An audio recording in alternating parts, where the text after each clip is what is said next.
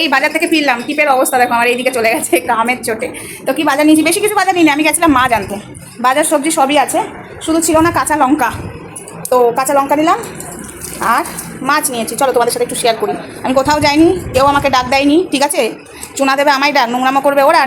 দেখো বন্ধুরা, নেংটি মেয়ে ছেলেগুলোকে আমি ভাই সাহায্য করি, আর নেংটিগুলোকে লাথি মেরে কমিউনিটিতে তুলে তুলে দেখাবো, দেখো এই মেয়েটা নেংটি, ওই মেয়েটা নেংটি, এদের ভিডিও কেউ দেখবে না। এটাই হলো আমার কাজ।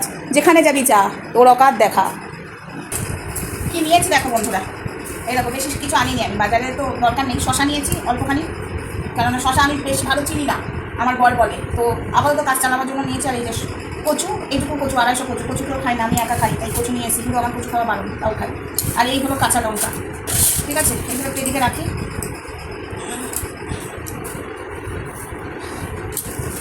মাছ একটা মাছকে কাটতে হবে, একটা মাছ কাটি আনিনি, কারণ মাছের ভেতরে এই যে একটা তেল থাকে, সেই তেলটাকে ফেলে দেয় মাছ থেকে। আমার প্রচণ্ড রাগ ধরে।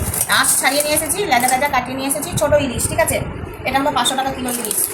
তো এই ইলিশটা দিয়ে কাঁচকলা দিয়ে মাছের ঝোল খেতে খুব ভালো লাগে। বড় ইলিশের ঝাল যেমন ভালো লাগে, আর ছোটো ইলিশের কাঁচকলা দিয়ে আলু দিয়ে মাছের ঝোল ভালো লাগে। তার সাথে একটু বেগুন করলে ভালো হয়, কিন্তু বেগুন আমাদের বাড়িতে খেতে চাই না। আর একটা নিয়ে এসেছি, দাঁড়াও দেখাই, জ্যান্ত রুই, একদম জলে নোট ছিল, ভাবলাম তোমাদের সাথে শেয়ার করবো। এত গরম ওই ভিডিওটা করতেই পারলাম না। এটা হলো এই মাছের তেল, ঠিক আছে? দেশি রুই মাছ। দেশি রুই মাছ খেতে বেশি ভালো লাগে। আর একটু এক্সট্রা তেল নিয়েছি, দাঁড়াও, এটাও এই মাছেরই তেল।